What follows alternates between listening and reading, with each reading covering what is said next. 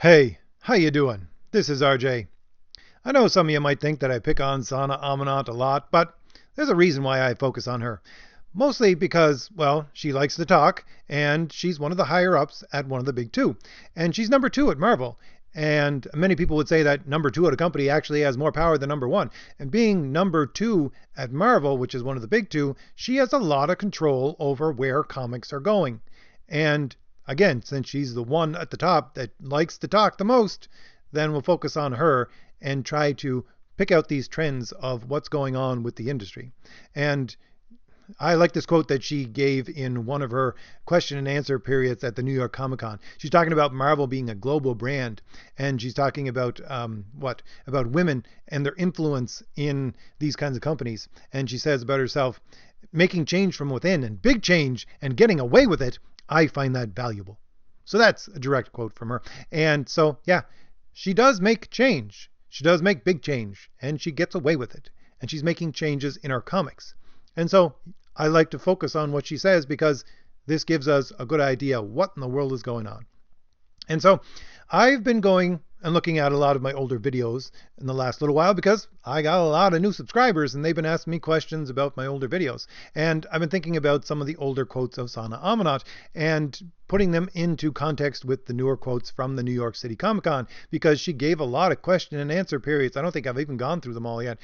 And when they put them together, it really it brings out something which shows me that Sana Amanat believes that Marvel is a post-sales company or a post-customer company. That is to say that Marvel Comics doesn't have to worry about sales anymore and doesn't have to worry about customers anymore.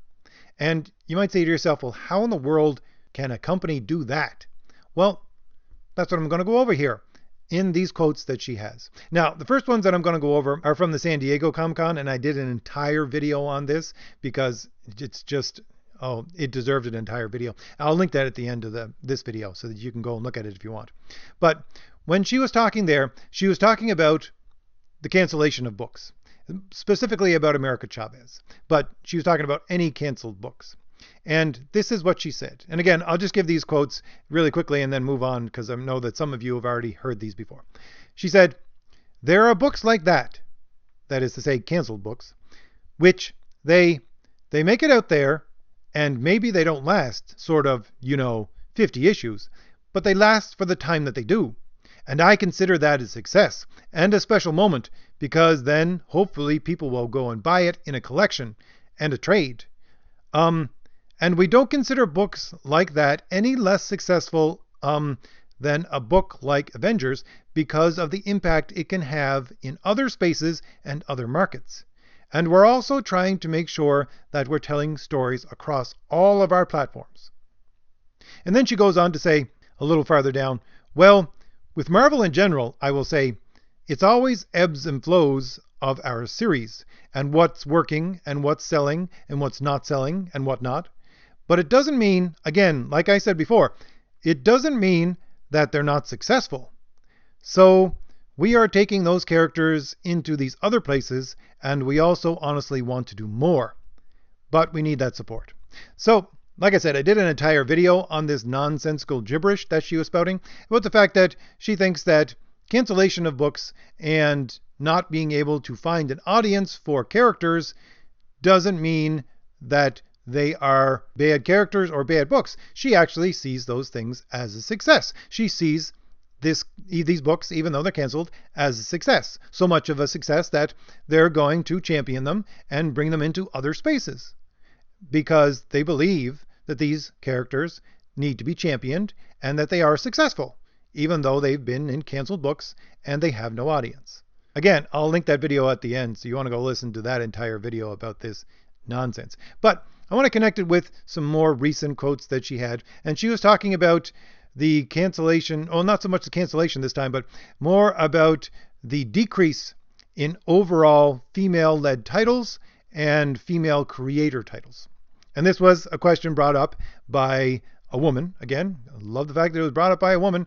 And, well, first off, she gives the most nonsensical answer that you could ever imagine. She says, I don't see it as a decrease. I see it as an overall increase from 1, from when we had none. So she's saying, just because the books in their number are decreasing, that is to say female-led titles are decreasing and female creative titles are decreasing, doesn't mean that's a decrease. She says that's an increase from the time when they had 0 or from the time when they had 1. So if you go back all the way to the point where they only had 1 or they had 0, and you come forward to now, that's an increase because there's more than 0 or more than 1. What a ridiculous statement that is. That makes no sense whatsoever. Anybody could use that line of, we'll call it reasoning, to actually prove anything. It's a ridiculous, nonsensical answer. But her real answer goes on to say the following. She says, the way the market is, it fluctuates. Sometimes we have more, sometimes we have less. It depends on what's working. I think the biggest thing is that the market is open to it. Our retailers are open to it, and our audiences just want more. Okay. Now, perhaps this is me, and just because I've been around lawyers much too much, but I think that this is a very specific way that she's speaking here. Well, she's probably been around lawyers a lot too. She took political science, and if you want to become a lawyer, that's kind of where you start. So I think she's very specifically using the word audience here. She doesn't use the word people here. I don't think that she actually is referring to people when she talks about her audience just wants more. Although I could be wrong about that, because in the Fast Company video that I also covered that she did, she said that the characters in Marvel Rising, which include people like Inferno, Miss Marvel, America Chavez, Squirrel Girl, Captain Marvel, Lockjaw, she said, these are the characters that are so popular right now. Direct quote, so popular right now. Okay, so that's what she believes. And she goes on to say, the way that we look at it, you know, success is not measured by how many monthly books are currently out there. It's also, we look at things like trade collections. And a lot of these books do well and continue to do well in trade collections. We also look at, too, other areas we're expanding in, and the fact that we've got Marvel Rising out there for characters that may not have their own books. And it just goes to show that we're supporting them in different ways. And we're actually bringing in more people in that way. And so hopefully we'll be able to go and do a White Tiger book or something like that. Because someone had brought up White Tiger in one of the previous questions. And then she goes on a little farther down in another question to say, when she's talking about the forced diversity question, she's saying there's no connection between forced diversity and sales. This is what she says. There's a lot of things going on behind the scenes that contribute to sales factors that aren't accounted for in the numbers people are using. Okay, so that's what she says. And she's saying people are using these numbers to prove the point about forced diversity. She's saying they are not linked. She specifically says that. Those are her words. They aren't linked. She's saying that the drop in numbers that people can look at and see are not linked to forced diversity hiring. Now, if you listen to my other video, you know that she perfectly well just states that, yeah, they're putting in forced diversity hires. I mean, she doesn't say it out plain, but in the way she explains it, that's what she's explaining, forced diversity hires. So she's saying that you can't use the numbers out there and compare them to the forced diversity hires because there's no correlation between the two.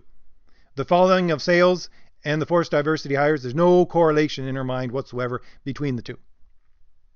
Because, she says, there's factors going on behind the scenes that you don't know about.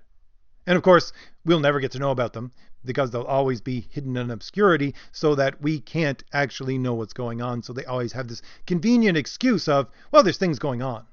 So you can't actually use the numbers. So they're discounting numbers. They're discounting sales numbers. And this is where I would say it shows that they are in the mindset of a post-sales company. They don't think that the sales numbers are relevant and don't connect with the people that they hire and the product that they produce. And at the same time, I would say that they believe themselves to be a post-customer company as well. Because when she talks about the fact that the market is open to these kinds of titles that they're putting out there, these female-led titles and these female-led creator titles. Now, I got to say, I got no problem with female-led titles. I got no problem with female creative-led titles. I got a problem with Marvel's current female-led titles and with Marvel's current female creator-led titles. They're garbage. That's what I got a problem with. But she's saying that she's talking about these current Marvel titles. And she's saying that the market is open to it, and that retailers are open to it, and that audiences just want more. Now, how in the world can you connect those ideas together? I mean, you have a decrease in sales. The numbers show that they're going down. But of course, she says you have to discount the numbers because there's things going on behind the scenes. But at the same time, she has to try and show a plus somewhere. Because, you can't just say, obscure it, we can't trust the numbers, there are a lot of things going on. So she tries to answer the question in a positive way to show that, yes, these things are increasing. And they're increasing, of course, because she says their market is open to it, their retailers are open to it, and their audiences want more. Like I said, I believe that in saying audiences here instead of people, she specifically means something other than people. She means the retailers and the market. And who does she focus on in the answers to these questions as retailers? Well, she doesn't focus on comic shops. She focuses on things being sold in trade collections. She says it a number of times that you look at the numbers, if you include all of what's going on with the trade collections that are selling and continue to sell, that's important, and continue to sell well, that is driving their numbers up and shows that they're actually successful with these titles. So, where would these books, trade collections, sell well and continue to sell well? Now again, it's not in the comic shops. It may be in places like your normal bookstores, possibly. But where it is in libraries. They're selling these things to libraries. And to some extent to organizations like Scholastic. Now, again, other people have brought this up, and it's really true because, my first degree was in history, and I had to take library sciences and had to go do courses like library research and things like that. Oh, it was the most annoying thing in the world and the most mind-numbing at the same time. But, you get a good insight into libraries at that time. And I would say for the most part, now again, not completely, certainly, but for the most part, the people who work at libraries they're a majority women. They're a majority, we'll say, introverts. I got no problem with introverts, but most people would classify them as antisocial. And they're a majority leftists. And I would say far leftists. We'll go middle to far leftists. Certainly not centrist left. And what kind of books do you think that they're going to buy, of course? Well, they're going to buy these titles. They're certainly going to look at these titles, these female-led titles, and all these things that they're talking about, these progressive-type titles, these far leftist titles, and they're going to buy them. Now, again, many people have gone over this and talked about this, but here's a point that most people usually miss because I don't know if a lot of people know this, because I actually have someone that I talk to about this every once in a while, a librarian, who actually orders books. And when a library orders a book, they get the same book as you or I do, but they pay a lot more for it because the companies won't sell it to them because they're taken away from their customer base, right? And they're loaning it out to multiple people. So multiple people are going to read it. So the companies are losing money. So they have to pay a premium. Scholastic probably has to pay a premium too. I'm not entirely sure about that one, but certainly the libraries do.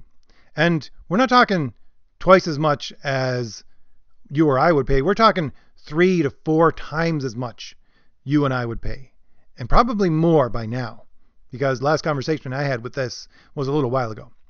So if you or I are looking at a trade paperback of Miss Marvel, God only knows why you'd want to do that, but if you and I are looking at that on the shelf and bought it for $25, if it gets bought by the library, they're paying like $100 for it. The same thing, the exact same book, if not more. And when you add up all of these libraries, all being run by progressive-minded people, well, of course, all of these titles are quote-unquote doing well. All of their customers, which these libraries are their customers, are actually wanting more. These are their customers. This is why they can say these idiotic, nonsensical things like, our audience actually wants more of this. Because their audience is libraries and things like that. You know, bureaucracy is their customer. This is why they're post-customer. Because, again, you have far leftists running these companies. What do far leftists want? Well, far leftists want more and more government. They want big government. They want more rules. They want bureaucracy. And that's what libraries are. They're just a giant bureaucracy. And this giant bureaucracy is basically funding all of these progressive titles by buying them at a giant, massive price increase. And this is what they are seeing as their audience. Certainly not you and me buying the floppies at our comic store. Certainly not. Because again, as Sana Amanat said, sales numbers, it doesn't matter. Sales numbers, there's no correlation with those sales numbers and the fall in these sales of the comics. None at all. And she also said that, their audience want more. Who in the world wants more? If you can't look at the sales numbers and show that nobody wants more, well, who does want more? Well, these organizations want more. These bureaucracies want more. And that's why they become post-sales and post-customer. Because on the one hand, they got a bureaucracy buying their bloated, no-good product, and at the other hand, they got their giant leftist corporation, which is Disney, supplying them with the money in order to make sure that they keep running, even though their sales are in the tank. So I know that this is not the most exciting video in the world, but it's something that needs to be brought up, something that needs to be looked at, because this is what's going on with Marvel. This is what's going on with the big two. They have become post-sales. They've become post-customer companies. Anyways, if I've given you anything new to think about, hit like. Hit the shield in the lower right-hand corner of your screen to subscribe, and leave me a comment. Give me something new to think about. I'll see you later. Bye.